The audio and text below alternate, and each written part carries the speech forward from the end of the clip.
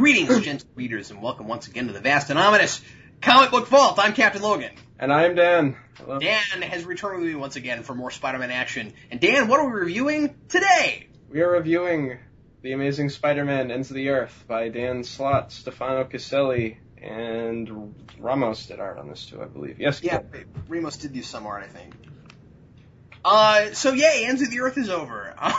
Yay! Yay! So, yeah, I gotta tell you, I have been waiting for this arc to be over. And I know that's a really mean thing to say.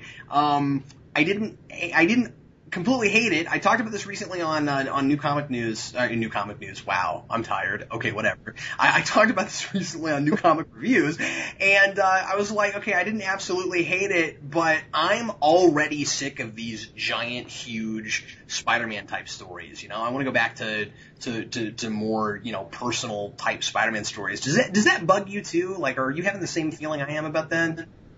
That's the general feeling I have about, like, most Spider-Man stories that aren't, I don't know, like, there's sort of a formula that a lot of people will go to when telling a good Spider-Man story, and it's kind of just like, you gotta make it personal for Peter Parker, and I feel like when Slott does these big sort of events like that, like, he sets big stakes and stuff, but, like, especially in this, it was a perfect example of, I feel like Peter didn't really have much of a stake in this, really. Like, they kind of, like, said this thing where, like, oh, he sort of realizes, like, towards the end of the story, he's like, oh, I'm somewhat responsible for this. I guess I should do something about that. And then he doesn't do anything, and it's never brought up again. Yeah, I feel a little bad for Slott with this because, and understand, I like Dan Slott, and I thought that, I think that some of his Spider-Man stories have been amazing, and I loved it. I should never use that word when I'm talking about Spider-Man, should I? Anyway, I thought some of that some of his stories have been absolutely fabulous. We both really like Spider Island. Yeah. I think my favorite thing he's done so far, to be honest with you, and I know this is going to sound silly, but I love the thing with the time doorway. Oh, that was really cool. I like that little brilliant. Story. Yeah. But anyway, so I'm not coming down on Slott real hard. It's as far as just how he generally is writing Spider-Man, but he's a little bit hit and miss. And I think with this, what we had was him attempting to make it personal for Peter Parker, and it felt like it was kind of. It was a little bit phoned in. It was like, you know, I've been building and building with the Sinister Six, and so I've got to do this big, giant, huge Doc Ock story because Doc Ock's been kind of in the background maneuvering things, doing stuff, and now we find out what exactly he's been up to. And I think he got so in his head about, I've got to do this huge, giant Doc Ock story that he couldn't come up with a good way to really make it, like you said, personal for Peter Parker. And so we have this whole kind of throwaway Peter Parker feels bad because Doc Ock used some of the technology that he built, and so he feels responsible. I think that, and tell me if you agree with this, maybe I'm going too far, I think that is as goofy as Clark Kent in Smallville going, I'm responsible for the meteor shower because I landed in it. Yeah, it's really goofy, and to be honest with you, like, that motivation coupled with the fact that the reason Peter goes after Doc Ock is because he has an assumption that Doc Ock is going to be evil based on past experiences, like, I don't know, I thought that was kind of really goofy and contrived too. It's just like, I don't know, it's more of like, I say this a lot where Slott will write Spider-Man sometimes where he's just sort of this overreactive energy ball that's like 4 years old, and he'll just react to things without even thinking about them. And I feel like that's exactly what happened in here. He's like, Doc Ock's doing something. He must be evil. Avengers assemble. Let's go kill him. You know what I mean? Yeah, and you know, I honestly thought, I'm not saying this is necessarily what they should have done, but I feel like there were two big places this could have gone. It could have either been Doc Ock was actually telling the truth, and he really did have a way to fix the ozone layer and stop global warming and all of that. Mm-hmm.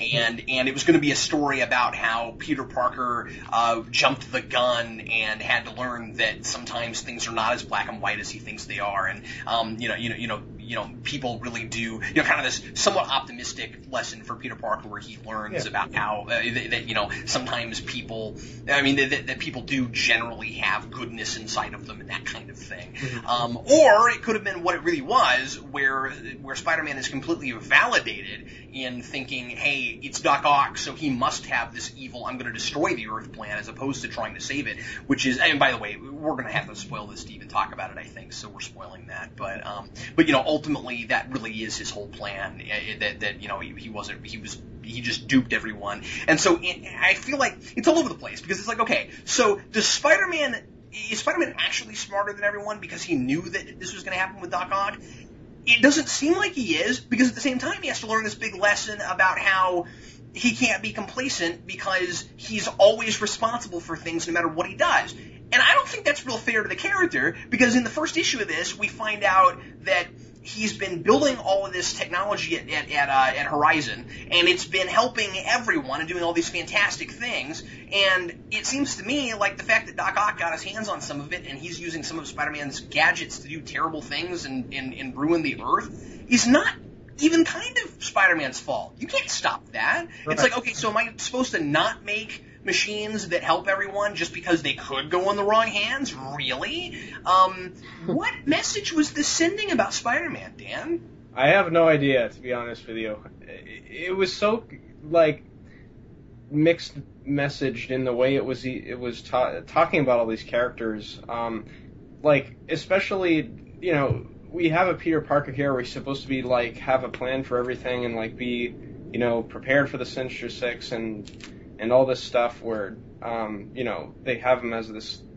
Obviously, this story is trying to make Spider-Man out to be the good guy, because it's, he's the hero of the story, but, we have him, torturing Sandman in here with, acid and stuff, and I was like, I don't know if that's in character when he's been preaching the whole time about, when in my presence, no one will die. Well... Yeah, that was weird. Yeah. There was just, so many moments in here where people were just...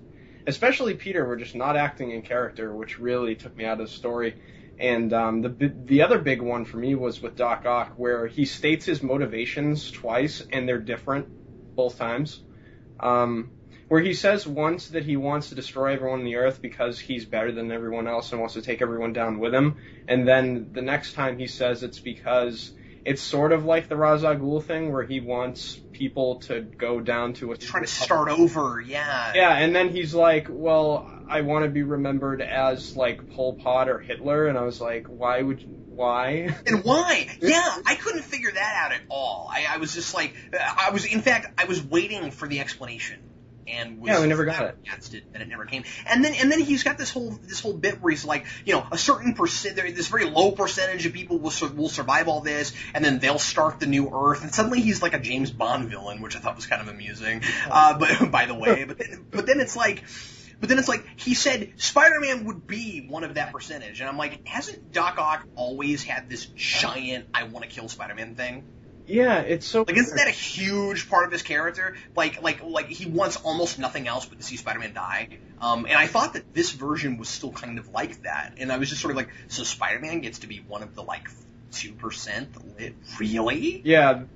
Or it was even smaller than that, wasn't it? Wasn't it 0.8 or something? Yeah, something like that. He was going to kill 6-7 billion people and leave the rest of them.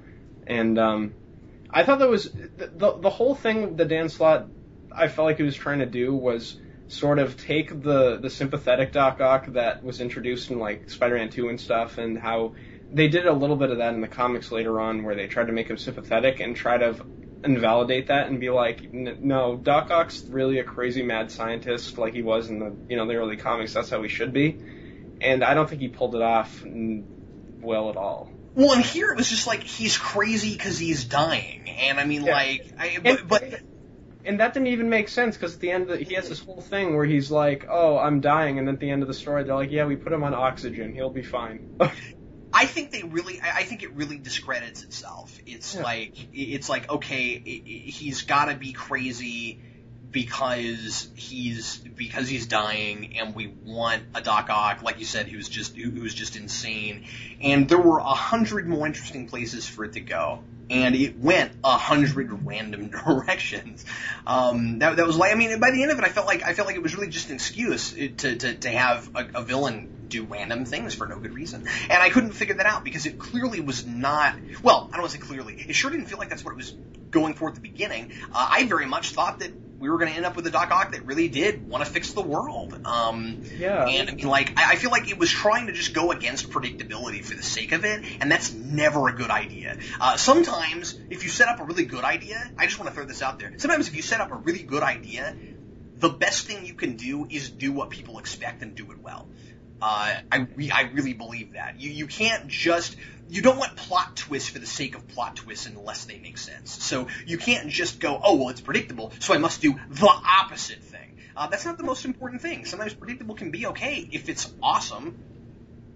Yeah, that's true. And maybe that's really the whole problem with this, now that I think about it. I mean, like, when you see, like, even in the fights with, like, the Sinister Six in this, where they make it out to be like the Sinister Six, or when they're entering the fight, they're gonna like wreck house with the Avengers, wipe the floor with them, and all this stuff because Doc Ock has this big plan, and like, and then all of them end up looking like chumps, you know? Yeah. I mean, like I remember talking to you before we had finished this about how Mysterio is one of my favorite Spider-Man villains, and how he was sort of just stopped by a net in his fight with Hawkeye.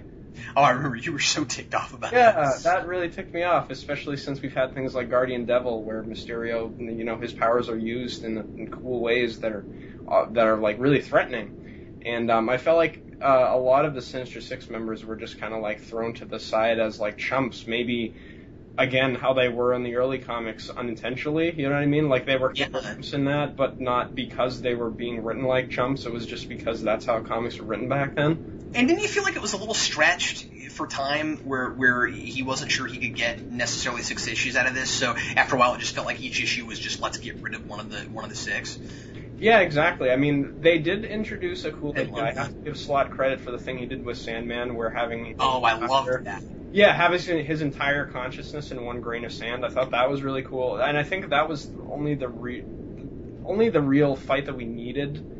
Out of all of them, because it introduced that cool idea, and they had to do that to torture Sandman and get him to the place they needed to be. But I thought that was the best idea out of this. I was actually very impressed with that, and I felt like I did in some places in Spider Island where I was like, oh, that's an idea I never thought of, but it makes so much sense. It seems obvious, and I had some bits of that in Spider Island, like when they were like, oh, people with superpowers don't get affected, and then that was like a big reveal, and I thought that was really cool.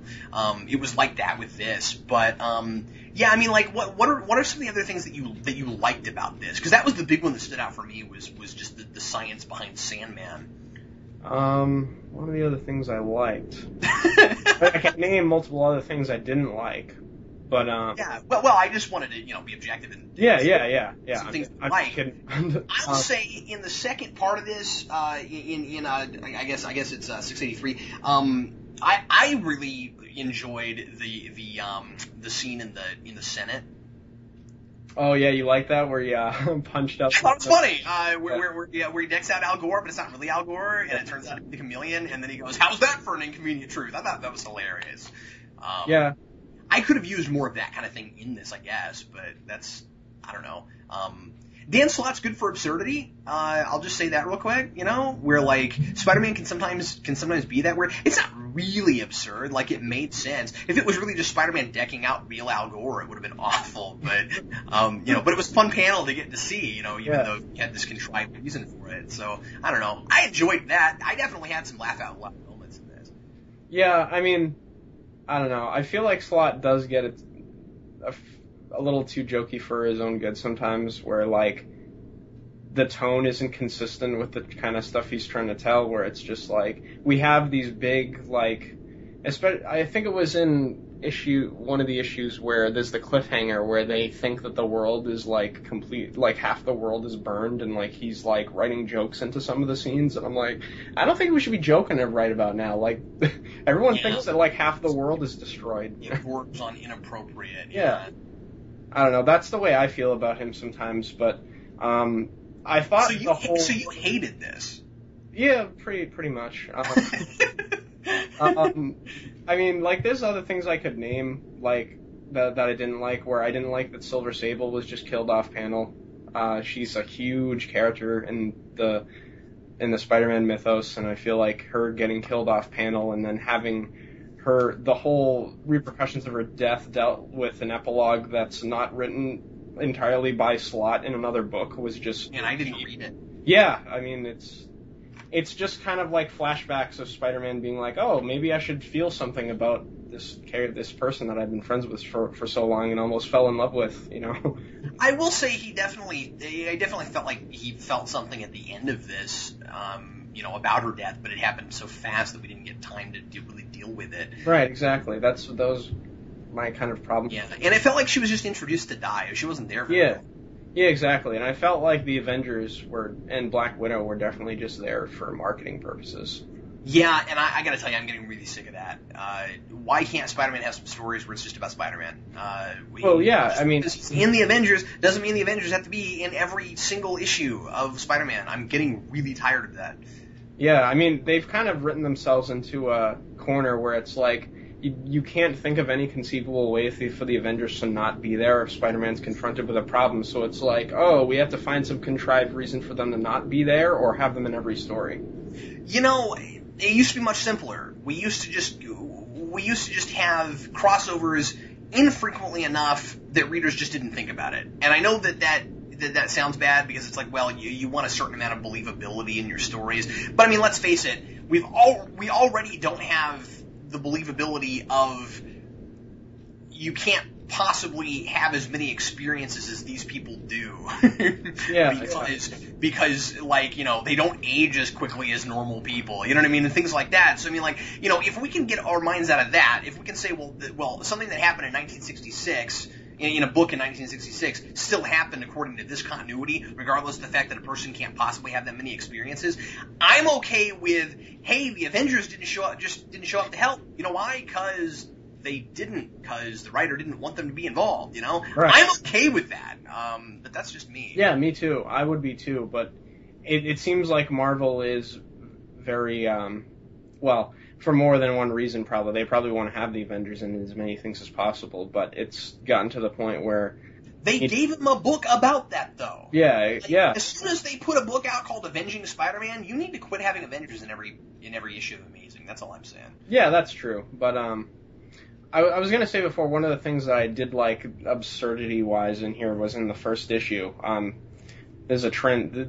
There's a growing trend here. I mean, everything I liked about this was in the first issue, which I thought was really. I thought it was a great setup. I was ready for something really good. Yeah, me too. I mean, considering they'd been building this whole Doc Ock thing up, not just in Amazing Spider-Man, they had a crossover in Invincible Iron Man, and this has been going on for like 80 issues. This planning and stuff like that. When I read the first issue, I was pretty amped, but in the first issue, anyway, in the opening scene where Spider-Man has that spider glider and the spider bombs, I thought that was kind of funny. At first, I was like, I don't think this is a good idea at all. But I sort of like just seeing it. Yeah. I didn't really understand why he had to have them right then. I mean, like, okay, just because you have a villain that spews like hot and cold, like, does that really make him the hardest thing to fight? Yeah, if you're Spider-Man, I wondered about that. I thought it was really weird that he had a plan specifically for that one guy, like this D-list villain. It's just who I've never heard of. This guy. It's like, what are you, Batman now? Like, jeez. I thought that was a little inconsistent too. When he finds out what Doc Ock seems to be doing, yeah, toward the beginning, or just when like. He doesn't know exactly what's going to happen, but when Doc Ock unveils that, hey, he has this machine where he can, like, make global warming happen faster or whatever, mm-hmm. He's like, there's a point where I think, if I'm remembering this right, where he says, I'm not prepared for this. Yeah. He's like, I'm not ready. I don't know what to do. And then right after that, it's in the same issue, right after that, suddenly he's wearing a suit that has a contingency for every member of the Sinister Six, and I was just sort of like, well, okay, that's fine. You've been building all this technology. This is about all the tech you've been building. I buy that he's got a suit with all this special stuff built in. Yeah. I'm okay with that. He's been dealing with Sinister Six, like you said, for frickin' issues forever, right? Yeah. For a really long time. And that was eloquent, Captain Logan. For a long time. And then he goes, I'm not prepared for this. And then every issue after that is all about how prepared he is. Yeah. And then he talks about how complacent he was, where he's all, oh, I got all, like, you know, I was too full of myself. I thought I was ready, but I wasn't. I'm like, yeah. You open it up saying I'm not ready. I don't get it. That's a really good point. This just made me think of something that I've kind of been noticing in a lot of Dan Slott's stories, where Spider-Man in the story, which is to kind of take a look at Peter Parker, he's not the most self-confident guy, but it'll be like, he'll be doubting himself, and then we'll have some sort of female companion go to him and be like, you're Spider-Man, remember? And kind of like slap him around. In Spider Island, it was Mary Jane. Here, it's Silver Sable. Yep. Like in all the Dan Slott stories, he's got the female companion next to him, going, all right, you're Spider-Man. Let's save the day now. You're good. And he'll be like, okay, and then it'll save the day. You know, like, I don't know. I've just been noticing that, like, it happens in a lot of the stuff he's been doing lately. That's a great point. Yeah, I didn't think about that. I just you're absolutely right. The same lesson over and over again. Yeah. Yeah. Well, I feel like we've just been raking this thing over the coals, and I feel bad for that. But honestly, it's not that good. Yeah, I mean, I don't know. I know because you're a Spider-Man purist, you're going to keep on this book. Yeah, Amazing's the book I'll never drop. I'm gonna give it a few more issues. I've been so off and on with Dan Slott's Spider-Man. I fell in love with Spider Island and went, wow, I think he's really found his stride. And then I got into this, and it's kind of not there anymore. So it seems like it's really going to be kind of on and off. We've got a Lizard thing coming up next, and then we got a Morbius thing going on. Or is Morbius even part of that? Morbius and the Lizard thing is the same arc, I think. Okay. Because cool. in the point one issue, they sort of I think it was the last one issue they did. They sort of established the direction that arc's going, and I'm hoping it's good, because I really liked the last arc they did with the Lizard during the Gauntlet, the one that Zeb Wells did. It was fantastic. So I'm hoping. Oh, okay, it's great. I haven't read that. So I'll stick around, for now and see how that is. But yeah, it's one of those things where, boy, to get a book. I mean, I have so many things I'd like to read that. To keep on a book that's twice a month, it's got to hold my attention, Yeah, it's not doing itself any favors. It's $4, it's twice a month, and you never know if it's going to be good or not. So it's tough, and I mean, like, it really has been almost 50-50. I love Spider Island. Then right after that, we had the Doorway thing, and I loved that. But then we had the Johnny Storm thing, and I didn't like that. And now there's this, and I didn't care for this. So. Yeah.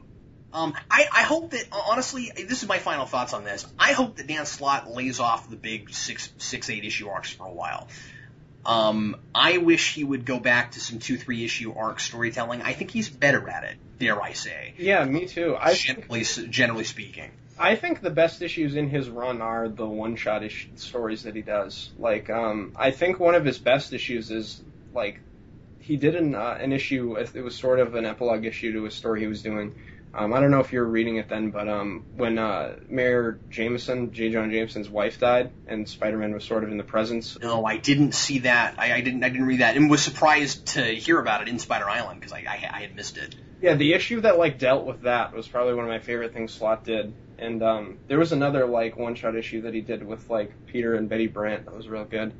But I agree with you. Shorter stuff seems to be his strong suit. And the one thing I have to say about this before we go is, did this feel like to you, if this was properly executed, this could have been the magnum opus, the end, the last story arc of Dan Slott's run on Amazing Spider-Man? He could have built this up for longer, and this could have been the grand finale? That's a really great point. I felt like it needed to end with a much bigger bang, being, this big long Doc Ock thing, like we keep saying. I agree with you. If it had been, dare I say, and maybe it's not fair to compare writers, dare I say, if it had been Hickman, that's what he would have done. Yeah. Somebody like that who has been preparing, or Morrison, somebody that's been preparing for something. Yeah. And I'm not saying that they should that once he got to a certain point they should take the book away from him, but this doesn't feel like the big epic cap off of something that's been building. It really just feels like its own 6-issue random thing. I kind of feel like after this, Doc Ock could easily come back and start wreaking havoc again and just start all this all over again. Yeah, exactly. I mean, I feel like the status quo didn't even get changed by this that much. Not really. You know? I mean, you've got the Sinister Six in some different places, but it's all easily changed. Right. I mean, wanted to. You can just wave your magic I hired thugs to break them out of jail wand, and there you go. They're all together again. Wave your magic tentacles. Yeah. Yeah. I mean, supposedly they've got something on his head containing his thoughts, so he can't control any tentacles, and he's on oxygen, so he'll be living for a while. But, I mean, obviously that's not going to stick because he's Doc Ock. Yeah, you know what they'll do with that. The next time we see him, he'll be cured. Yep. I bet you $10 that's what they'll do with it. The next time we see him, he'll look like normal Doc Ock again. Yeah, and that'll be like some sort of big thing. I mean, I hope that's not what they're going to do for issue 700, because they did a big Doc Ock thing in 600, and that would be real disappointing. I was hoping we were going to get Norman Osborn as Green Goblin again, but they've confirmed that's not going to happen, but that's neither here nor there. Anyway, I'm just rambling now. I feel that we should probably cap it off here, huh? Oh yeah, no, absolutely. It's cool. Well, Dan, thanks a lot for coming on and reviewing this with me. Like I said, I feel like we we were a little rough on this one, but we were just speaking our minds. I don't think I think it could have been a great deal better. But anyway, we'll see what happens down the road. Like I said, I'm going to stay on it, and we'll see how it goes.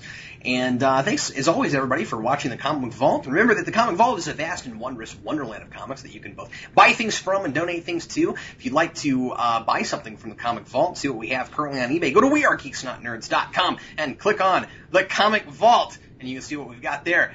We always have something fun up for auction. And if you'd like to donate something for me or Vince to review, you can send it to Geekvolution, P.O. Box 14183, Lenexa, Kansas 66285. If you want to send something to Dan, talk to Dan. I don't know. Anyway, thanks as always for watching. I'm Captain Logan. I'm Dan.